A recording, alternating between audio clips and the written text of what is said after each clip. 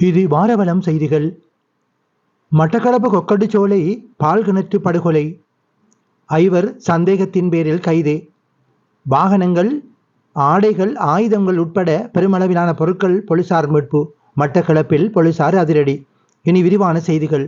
Batticaloa கொக்கட்டுச்சோலை police பிரிவுக்குட்பட்ட நெல்லிக்காடு வயல் பிரதேசத்தில் உள்ள பாழடைந்த கிணறொன்றிலிருந்து பெண்ணொருவர் உயிருடன் மீட்கப்பட்ட சம்பவம் தொடர்பாக 5 பேர் கைது செய்யப்பட்டுள்ளதுடன் 2 முச்சக்கர வண்டிகள், கார் மற்றும் மோட்டார் சைக்கிள் என்பனவும் மீட்கப்பட்டுள்ளன.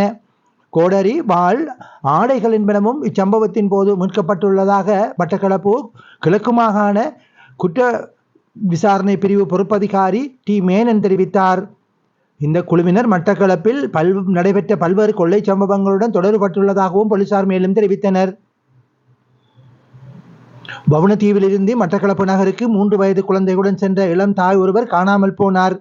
மறுநாள் வெள்ளிக்கிழமை குறித்த தாய் பாலடைந்த கிணறு ஒன்றிலிருந்து உயிருக்கு போராடிய நிலையில் மீட்கப்பட்டதுடன் அவரது குழந்தை வயல் பகுதியில் அழுது கொண்டிருந்த நிலையில் கண்டெடுக்கப்பட்டது. அதே கிணற்றிலிருந்து அழுகிய நிலையில் மற்றொரு பெண்ணின் சடலமும் மீட்கப்பட்டது. கிழக்கு மாகாண சிரேஷ்ட போலீஸ் அதிபர் வர்ண ஜெயசூரியவின் ஆலோசனையின் கீழ் மட்டக்களப்பு மாவட்ட போலீஸ் அத்தியட்சகர் லலித் லீலாத்தினமை வழிகாட்டலில் கிழக்கு மாகாண குற்ற பிரிவு பொறுப்பதிகாரி டி மேனன் தலைமையிலான போலீஸ் குழுவினர் இது தொடர்பான விசாரணைகளை முன்னெடுத்து வந்தனர். குறித்த சம்பவம் தொடர்பில் சிசிடிவி காட்சிகளை கொண்டு கடத்தலுக்கு பயன்படுத்தப்பட்ட முச்சக்கர வண்டி அடையாளப்படுத்தப்பட்டு அதன் உரிமையாளர் இனங்காணப்பட்டு விசாரணைகள் முன்னெடுக்கப்பட்டு வந்த நிலையில் வவுணதீவு போலீஸ் பிரிவுக்குட்பட்ட காஞ்சிரங்குடா வேர்க்கண்ட சேனை பகுதியில் உள்ள வீடு ஒன்றிலிருந்து கணவன், மனைவி, கணவனின் சகோதரன் ஆகியோர் கைது செய்யப்பட்டுள்ளனர். கைது செய்யப்பட்ட கணவன், மனைவி சம்பவ தினமான வியாழக்கிழமை வவுணதீவு பகுதியில் குழந்தையுடன் பேருந்துக்காக காத்திருந்த இளம் தாயை கண்டு முச்சக்கர வண்டியை நிறுத்தி எங்கே போகிறீர்கள் என கேட்டுள்ளனர். அவர் மட்டக்களப்பு நகருக்கு போவதாக தெரிவித்துள்ளார். இதனை அடுத்து குறித்த பெண் தாங்களும் அங்கு செல்வதாக கூறி அழைத்து வந்துள்ளனர். இளம் தாயையும் குழந்தையையும் ஏற்றிக்கொண்டு நகரை நோக்கி பயணித்துள்ளனர்.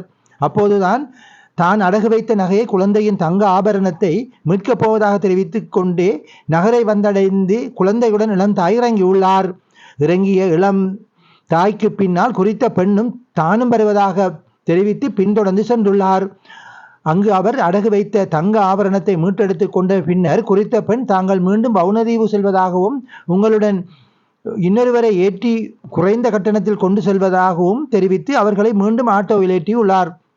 விளையுறவு பாலத்தை அண்மித்த போது அவருக்கு மயக்க மருந்து கலந்த பழச்சாறு போத்தலை குடிப்பதற்கு கொடுத்துள்ளனர்.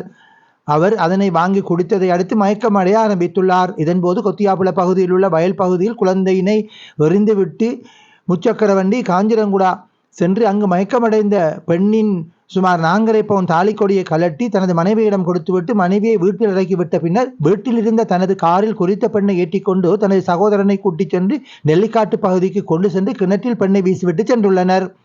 இதன்போது கடந்த 28ஆம் தேதி களுவாஞ்சிக்குடியிலிருந்து பட்டிருப்பு பாலம் ஊடாக முச்சக்கர வண்டியில் கணவன் மனைவியையும் வந்து கொண்டிருந்த போது பட்டிருப்பு பாலத்துக்கு அருகில் பஸ்ஸுக்காக காத்திருந்த திக்கோடை 4ஆம் கிராமத்தைச் சேர்ந்த 45 வயதுடைய ரவி நலாயினி என்பவரை முச்சக்கர வண்டியில் ஏற்றி கொண்டு வந்து கொண்டிருக்கும் போது அவருக்கும் குளிர்பானத்தில் மயக்க மருந்து வழங்கப்பட்டு அவரை காஞ்சிரங்குடா பகுதியில் கொண்டு வந்து அவரது 7 பவுன் தாலிக்கொடியை கலட்டி எடுத்துவிட்டு குறித்த நெல்லிக்காட்டு கிணற்றில் வீசிவிட்டு சென்றுள்ளனர்.